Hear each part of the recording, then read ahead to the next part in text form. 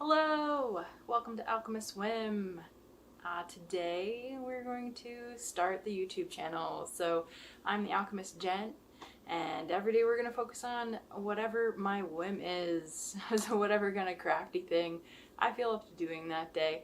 I do too many things. I also have a little shop, so I create things for that. I do craft shows and fiber shows because I dye yarn and fabrics. I also dabble in things like crocheting as well, and making patterns. I do printmaking, and so I do a lot of things, so I've always got a lot of projects going on. So I will try to document what that looks like daily. I want to do it so that I can, it's kind of a challenge for myself to kind of create these little videos as part of my creative practice. So not only am I creating with you, I'm also creating a video for you. So that's kind of my plan. We'll see how it goes. So I wanted to start off by showing you my really cool kazoos from Kazoo. I had this moment. I had COVID a few weeks ago, the first time in the 3 years that we've had known its existence. And then during that time, I had a moment where I was like, oh, I should play the kazoo in my YouTube channel. I've been planning to start a YouTube channel for well over 6 months, and so here it is. Here's how it's starting. I have a collection of kazoos. So this one says hum, don't blow. It's yellow. This one says read. How exciting is that? I have one with vote because that's super, super important. This one, for some reason, I'm attracted to the blue and the periwinkleness. It says hum, a happy tune. A little shiny, I don't know if it can be read. And this one, I decided to go with a wooden one. It has a really cool, almost bassy sound to it. So I'm going to learn how to do this.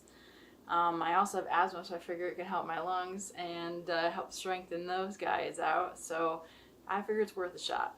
I'm just going to make shit up. So, oops, I shouldn't say that. I'm sorry.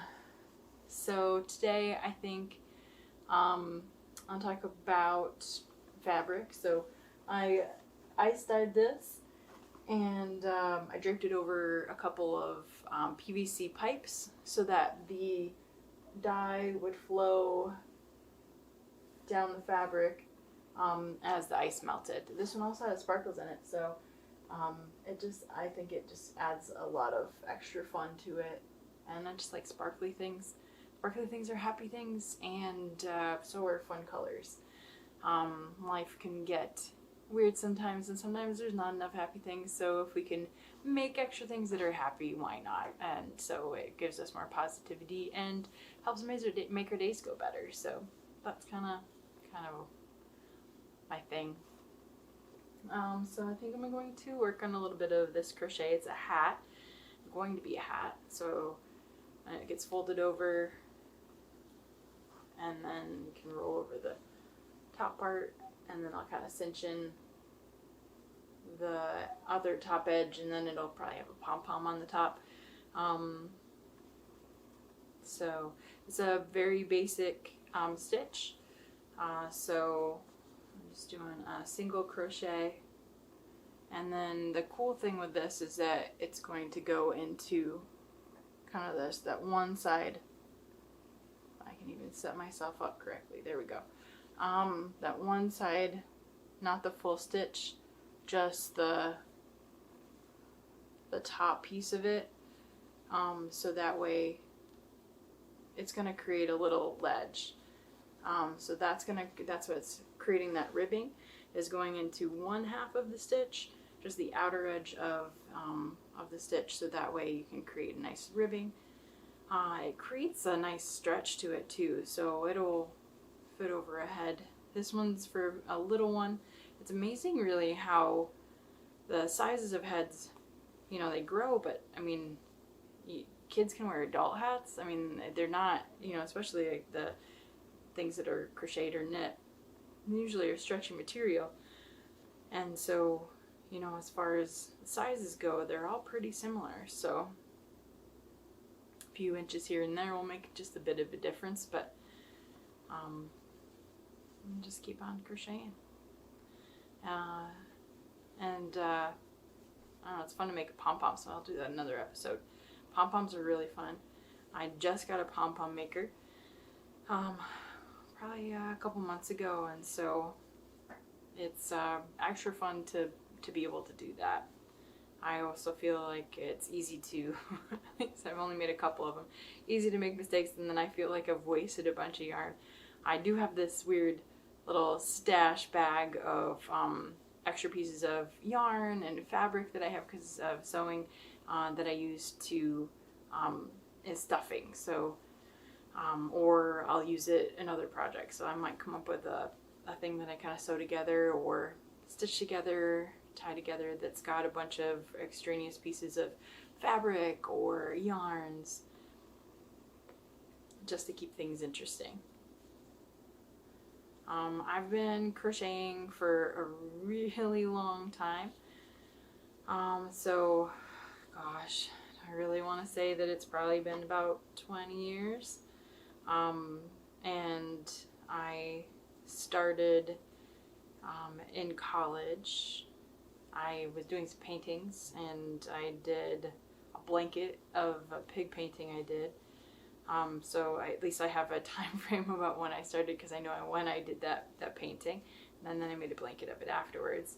I started with knitting. I knit a scarf, but I really gravitated towards crochet, and then I started crocheting animals with an Etsy contest. So way back when Etsy first started, and it was really super into handmade stuff.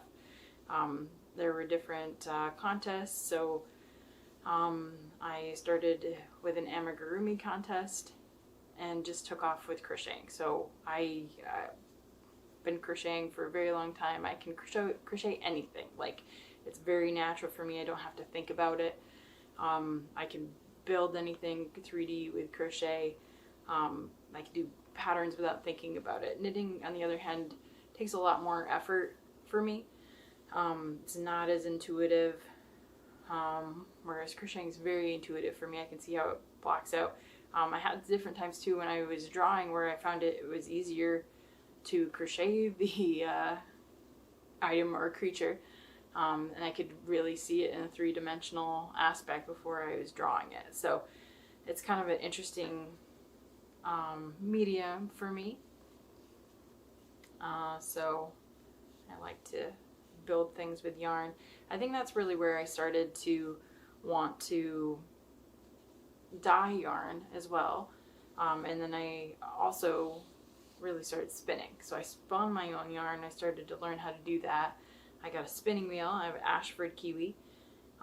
Still needs to be finished. It's an unfinished wheel. So I think I will probably share that with you guys too, that whole process of how I want to do that. And yeah, so I started spinning.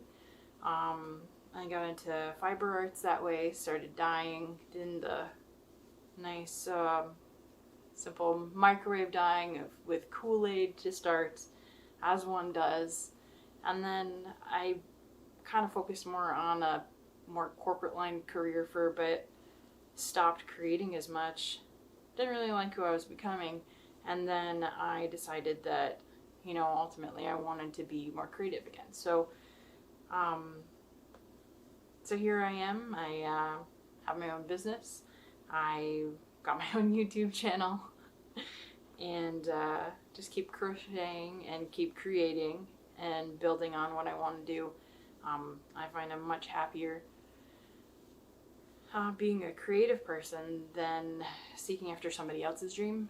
So that's a lot. I just keep rambling, and I've learned a lot about me this episode, and I hope that you'll stick around and see what else I'll be up to. Probably talk a little bit more about process of what I'm creating rather than talking about myself while I'm just crocheting. But that's kind of where I've started. I'll probably do some different poems and writings as well, musings. Being a creative person, it gives me a chance to just kind of play, and play is fun. I don't think as adults we play enough. So, you know, I'm just going to encourage you guys, play more, have more fun, go after your heart, you know, do what makes you happy. Happiness is important and it's not unachievable. So I think that will be it for today. Thank you so much for joining me. I think we're going to have a lot of fun. We're going to keep it light. We're going to keep it enjoyable. And I'll just see wherever the whim takes us. Thanks so much.